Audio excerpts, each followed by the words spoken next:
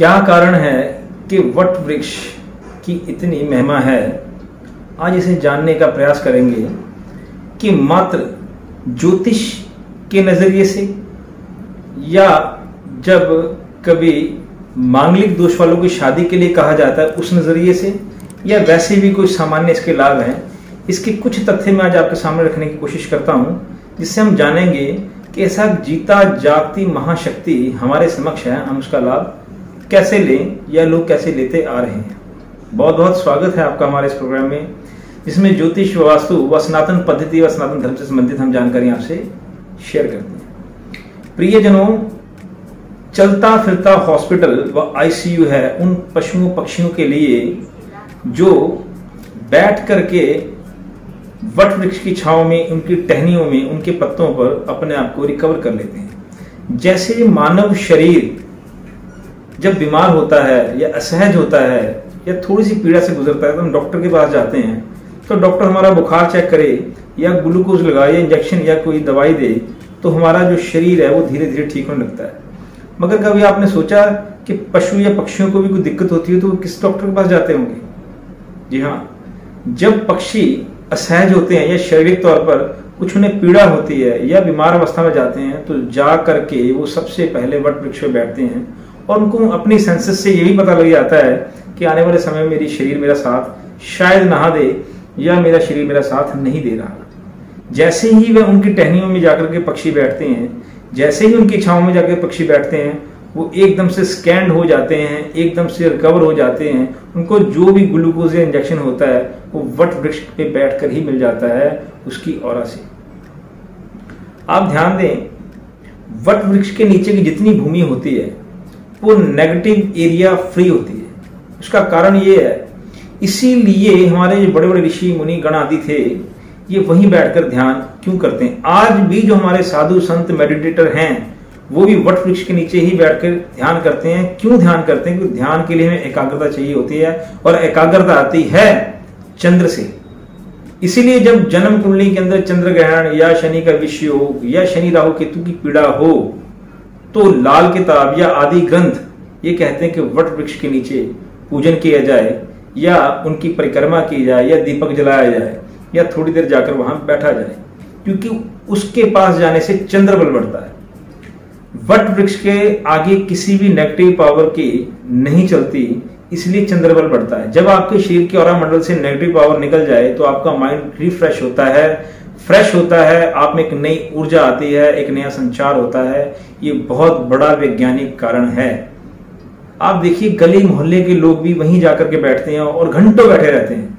लोग उनको कहते हैं ये तो फ्री है, ये तो वेले हैं और ये तो कुछ काम धंधा नहीं करते, यहाँ बैठ के ताश खेलते हैं, चाय पीते, गप्पे हाँकते चले जाते। कभी किसी ने ध्यान नहीं दिया कि इतनी एकाग्रता से बिना झगड़े भी वो लोग अलग अलग मत वाले वहां कैसे बैठ जाते हैं। बहुत सी चर्चाएं होती हैं मगर झगड़ता कोई नहीं है। क्या कारण है? क्योंकि वहां से शनि राहु केतु की नेगेटिव पावर्स नहीं काम करती, चंद्र बल बढ़ता है। जब चंद्र बल बढ़ता है एकाग्रता बढ़ती है, एकाग्रता बढ़ती है मन प्रसन्न रहता है और इंसान नकारात्मकता से दूर रहता है। ये बहुत अच्छा एक पॉजिटिव पॉइंट है। गांव के अंदर तो अक्सर भी पंचों या सरपंचों को देखा जाता था, वो वट या पीपल के नीचे ही बैठ के किसी भी चीज का निपटारा कर देते थे और गांव वाले मान लेते थे सहज तौर पर ही। बहुत कम वहां रिएक्शन होता था कि किसी चीज का लड़ाई झगड़ा या कोई और फसाद हो। ये बहुत बड़ा कारण है। क्यों? क्योंकि वहां चंद्र बल प्रबल होता है। जितने भी हमारे साधक हैं वो इसलिए वहां जाके साधना करते थे क्योंकि उनका मन वहां पर एकाग्र होता था, इसीलिए वो वहीं करते थे। अन्य वृक्षों पर क्यों नहीं?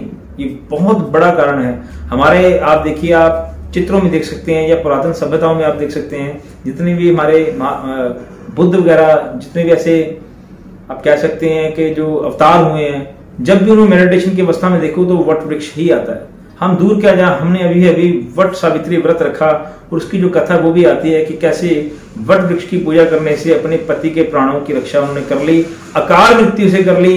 जबकि ज्योतिष शास्त्र में साफ साफ कहा जाता है कि शनि राहु केतु व नीच के मंगल ये अकाल मृत्यु के कारण होते हैं। अकाल मृत्यु के कारण जब जब शनि राहु केतु ने पापी संबंध बना के सूर्य व चंद्र को पीड़ित किया तब तब अकाल मृत्यु का योग बनता है। इसलिए इसका बहुत बड़ा महत्व है।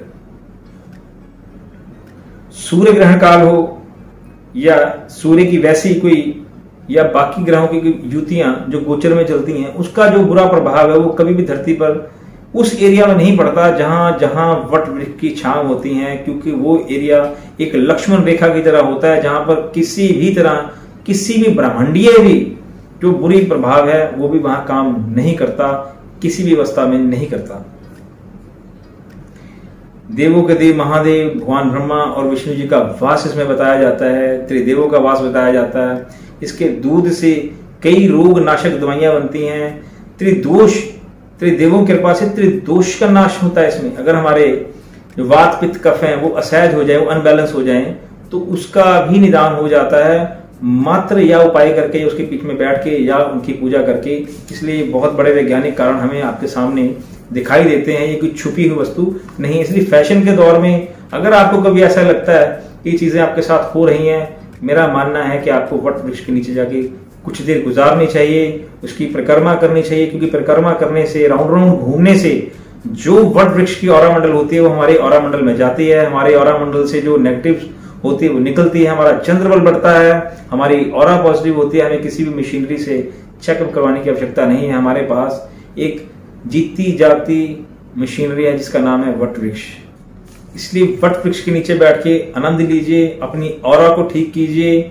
किसी भी समय आप चाहे सैर वॉक के लिए जाते हैं, सैर के लिए जाते हैं, मॉर्निंग वॉक के लिए जाते हैं, इवनिंग वॉक के लिए जाते हैं, जहां कहीं भी आपको वट वृक्ष दिखे कुछ देर उसके नीचे गुजारें।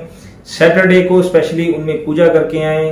देखिए लाल किताब साफ साफ कहते हैं कि जब जब मंगल बुरा हो जाए, मंगल बद्ध हो जाए, शनि बुरा हो जाए, राहु केतु की पोजीशन अच्छी ना हो, तो लाल किताब ग्रंथ ठोक बजाकर कहता है कि मीठा जल डाल के या दूध में मीठा डाल करके वट वृक्ष की जड़ को सींचे और उस गिल्ली मिट्टी का तिलक आप लगाएं तो आपके सारे दुख दूर होंगे, आपकी बीमारियां दूर होती हैं। ये लाल किताब का कथन है।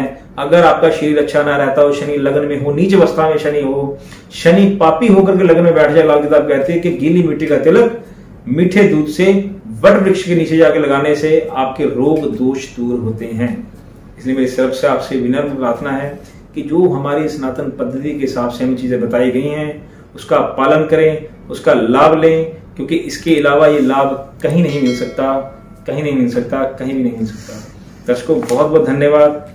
मिलूंगा अगली ऐसी किसी जानकारी के साथ। हमारी सनातन विद्या में, पद्धति में, हमारी सृष्टि में, हमारे पशु पक्षियों, पेड़ पौधों और धरती के किस कोने में किस तरह का वास है, धीरे धीरे आगे इनकी बात करूंगा। बहुत बहुत धन्यवाद। नमस्कार।